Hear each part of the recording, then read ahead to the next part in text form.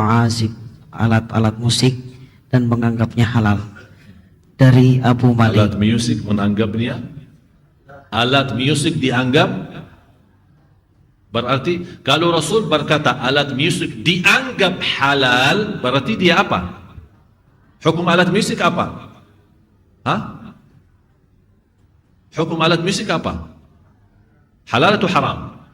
Haram, tapi kata Rasulullah, nanti ada sebagian dari umatku dianggap halal.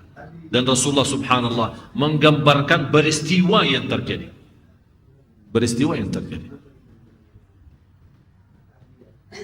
Mohon didengar hadis ini baik-baik. Dari Abu Malik Al-Asy'ari radhiyallahu anhu bahwa ia mendengar Rasulullah sallallahu alaihi wasallam bersabda, kelak terjadi dari umatku beberapa kaum yang menghalalkan zina, sutra, khamr, dan alat-alat musik. Dan sungguh halalkan zina alasannya hak asasi manusia. Sekarang sebentar lagi diperjuangkan alasan hak asasi manusia boleh nikah sesama jenis. Hak asasi manusia, jangan salah loh. Jangan salah. Hak asasi manusia. Hak asasi syaitanur rajim itu namanya. Bukan hak asasi manusia. Na'udzubillah min ghadabillah. Urusan musik, saya beri penjelasan hukumnya dulu. Lalu bagaimana Buya dengar atau tidak? Nanti boleh Anda bertanya. Sekarang masalah hukum dulu. Begini, masalah musik. Masalah musik itu apa sih? Musik adalah dari satu alat yang dikeluarkan bunyi sehingga membentuk satu irama yang saat ini Anda dengar. Boleh batu, boleh bambu, boleh apa saja. Angklung kan dari bambu yang dirapikan, kan sampai dung dung dung dung dung. Gong dan sebagainya adalah dari besi yang berbunyi.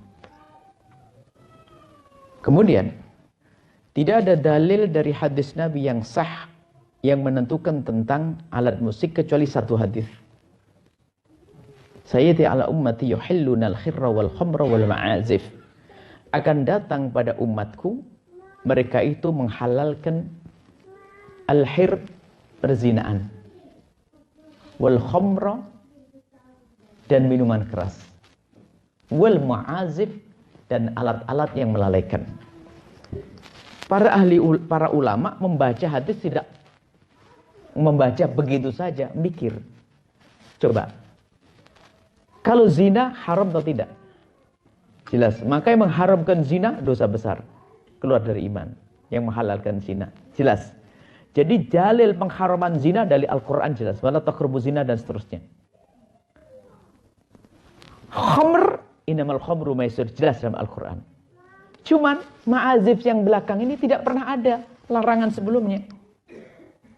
Tapi dalam hadis ini adalah termasuk bagian yang seolah-olah dilarang, kan begitu? Ada paham atau belum? Ya. Kalau khamr jelas, zina jelas. Tapi yang belakang ini tidak. Tapi kenapa ada di sini ini? Para ulama mencermati. Ini ada di sini karena biasanya zina dan minuman keras ada ininya. Paham enggak? Jelas? Ada apanya?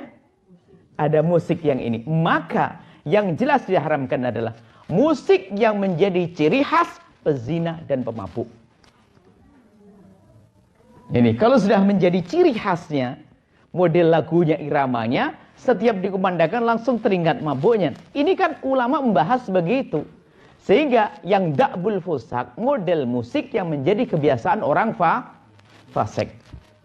Ternyata tidak semua musik haram. Mungkin ada rebana dihalalkan. Kalau ada seorang perempuan, ini nadartu, ya Rasulullah, lau sallamakallah an adriba dufa ala ra'sik. Ya Rasulullah, aku bernadar kalau kamu selamat, aku akan mukul rebana di atas kepalamu. Nabi mengatakan, aufi minadrik, silahkan. Nabi mengizinkan. Musik atau bukan? Musik. Jadi, bagi orang yang mengatakan musik haram, buat Anda, silahkan. Tapi, yang mengatakan musik ini boleh harus ada aturannya. Tentunya itu nanti, lihat, kalau bicara tentang lagu-lagu, ini perlu membahas 5 hal. Saya belajar fikih. Saya bukan nyomot fatwa begitu. Saya belajar fikih. Kalau bicara tentang alat musik harus 5 hal yang dibahas. 1, hukum menyandungkan syair. Syairnya harus benar. Yang kedua, siapa yang menyandungkan? Bukan perempuan lenggan-lenggot di depan pakai enggak ya, harus ada aturannya. Siapa yang menandungkan? Kan harus jelas. Terus kapan waktunya? Orang lagi tidur nyanyi qasidah. Ganggu orang, ya? Di mana tempatnya? Tempat minuman keras baca Allahumma sholli ala. Ini. Kemudian di saat dibarengi yang kelima dengan alat ini bagaimana? Jadi jangan halal haram, halal haram. Ini ke rentetan hukum. Saya bukan ceramah aslinya, saya ahli fikih, saya belajar fikih saya. Jadi saya jelentrehkan semacam itu. Baik. Jadi musik secara umum adalah asalnya adalah sesuatu yang diperkenankan, mubah, kecuali yang menjadi ciri khas. Ciri khas itu setiap kota berbeda. Anda mungkin masuk sebuah hutan belantara, di sana ada alat musik. Dan alat musik itu hanya digunakan untuk memacu orang agar misalnya semangat berperang, genderang dan sebagainya. Atau apa? Maka Anda kalau menjaga orang yang mengatakan alat musik haram, silahkan. Anda sangat bagus karena banyak alat musik juga menjadikan lalai, betul. Tapi kalau ternyata Anda termasuk yang menghalalkan, harus ada rambu-rambunya dong. Makanya saya tidak akan mengatakan langsung mutlak haram. Karena setelah saya amati tidak mutlak haram, tinggal ini model musik seperti apa. Nah kalau sudah menjadi musik ciri khasnya, mohon maaf orang buka aurat, mabuk dan sebagainya, ya jangan. Itu selesai. Kemudian Anda bertanya, Buya dengar atau enggak? Kan gitu nanti. Saya mau dengar, tidak ada waktu. Kapan saya sempat dengar? Jadi beda fatwa. Saya harus begitu biarpun saya tidak dengar. Bukan berarti langsung seperti saya. Kamu nggak boleh dengar ya? Nggak boleh dengar. Loh, kok fatwa begitu modelnya?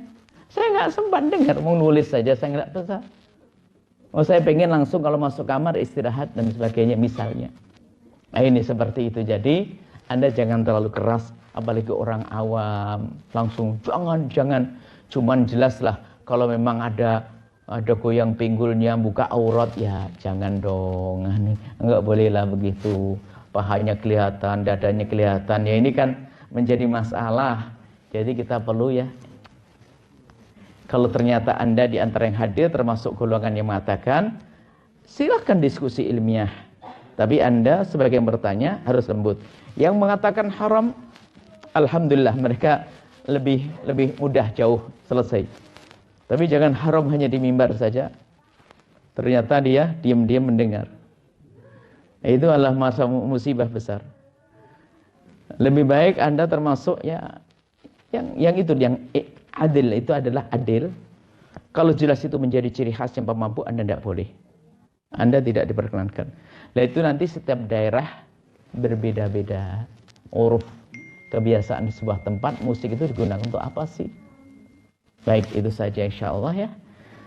Semoga kita menjaga hati kita. Sudahlah, Anda perlu waktu untuk banyak berzikir sama kerja.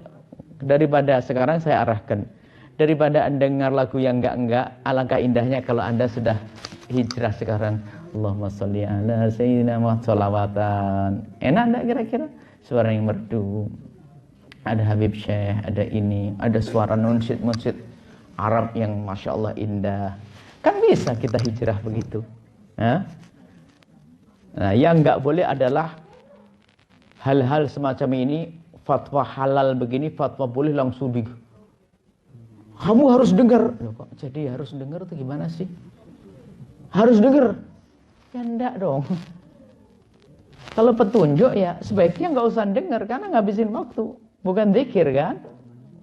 Jadi enggak usah dengar, cuman bukan serta-merta kita haramkan, enggak mudah kita mengharamkan, kasihan dong. Baik, ini saja ya, hati-hati. Saya punya pembahasan seluruh panjang lebar, kajiannya sedetailnya seperti apa, supaya kita tidak memandang itu pincang ya. Jadi panjang rentetan fikih itu kayak apa. Semoga Allah mengampuni kita semuanya.